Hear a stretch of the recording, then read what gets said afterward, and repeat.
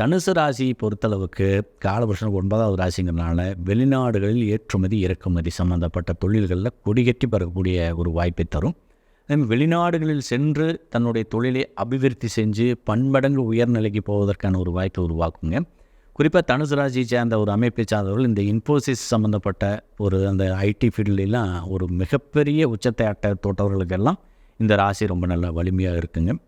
மேலும் பார்த்திங்கன்னா இந்த கணினி சம்மந்தப்பட்ட துறையிலையோ அல்லது கலை சம்மந்தப்பட்ட துறையிலையோ தன்னுடைய ஆளுமைத்திறனை வெகு நிமித்தமாக செய்யக்கூடிய தன்மை பெற்றவர்கள்.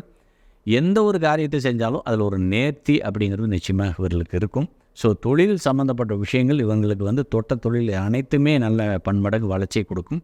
குறிப்பாக இந்த கோல்டு சம்மந்தப்பட்ட தொழில், தங்கம் சம்மந்தப்பட்ட, உலோகம் அது சம்மந்தப்பட்ட துறைகளெல்லாம் கொடிகட்டி பார்க்கவர்கள். இன்ஜினியரிங் ஃபீல்ட்லேயும் இவருடைய ஆளுமைத்திறன் ரொம்ப அற்புதமாக சேரும்.